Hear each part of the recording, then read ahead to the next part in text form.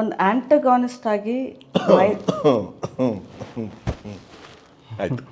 ಅಲ್ಲಿಗೆ ಇರಲಿ, ಅಲ್ಲಿಗೆ ಇರಲಿ. ಸತ್ಯ, ಅದು ಸತ್ಯ. ನೀವು ಅಂದ್ಕೊಂಡಿರೋದು ಅದು ಅಲ್ಲಿಗೆ ಇರಲಿ. ಅಷ್ಟೇ ಬಂದರೆ ನೀವು ಮಾಡ್ತೀವಿ, ಸುಮ್ಮನಿರಿ. ನೀವು ಮಾತ್ರ ನೋಟಬಲ್ ಆಕ್ಟರ್.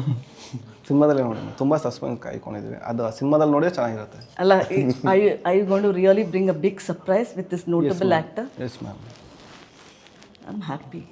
ಆ ಕ್ಯಾರೆಕ್ಟರ್ನ ಸಿನಿಮಾದಲ್ಲಿ ನೋಡಿದರೆ ವಾವ್ ಅಲ್ಲ, ಅನ್ಸುತ್ತೆ. Is he the disguise as a notable actor? Is he the Hayagriva is the notable actor?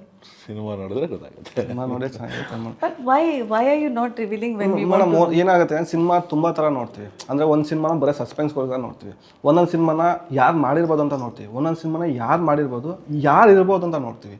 ನಮ್ಗೆ ಎರಡೂ ಇಂಪಾರ್ಟೆಂಟೆ. ಯಾರು ಮಾಡಿರ್ಬೋದು, ಯಾರು ಅವನು ಅಂತ ಕುತೂಹಲ ಕಾಪಾಡ್ಬೇಕು ಅಂದರೆ ನಮ್ಗೆ ಲಾಸ್ಟ್ವರೆಗೂ ಅವ್ನು ಯಾರು ಅಂತ ಗೊತ್ತಾಗಬೇಕು. ಯಾಕಂದ್ರೆ ಸಿನಿಮಾ ಇರೋದೇ ಅದು, ಯಾರು ಯಾರು ಯಾರು ಯಾರು ಯಾರು ಅಂತ ಓಡ್ತಿರುತ್ತೆ. ನಾವು ಮುಂಚೆಲೆ ಇವನು ಅಂತ ಬಂದ್ಬಿಟ್ರೆ ಗೊತ್ತು ಬಿಡುಗರು ಅವ್ನು ಯಾರು ಅಂತ ಫಸ್ಟಿಗೆ ಅಂತ ಕುತ್ಕೊಂಡ್ಬಿಡ್ತಾರೆ ಆಡಿಯನ್ಸು. ಇಲ್ಲಿ ಹಳೆ ಫಿಲಮ್ ಅಲ್ಲಿ ಒಬ್ರು ಡಾನು ಚೇರ್ ಮೇಲೆ ಕೂತಂಗೆ ಹಿಂದೆ ತಿರುಗಿರ್ತಾರಲ್ಲ, ಆಮೇಲೆ ಮುಂದೆ ಆ ಥರ ನೀವು. ಸೊ ಈಸ್ ದ ಡಾನ್ ಅಂತ ನೀವು ನಿಮ್ಮ ಪ್ರಕಾರ. ಬಟ್ ಈಸ್ ಈ ಫ್ರಮ್ ಹಿಯರ್ ಆರ್ ಅದಾರು ಹೇಳಿ ಹೋಗ್ಲಿ? ಇಲ್ಲಿ ಅವರೇ, ಇಲ್ಲಿ ಅವರೇನೆ.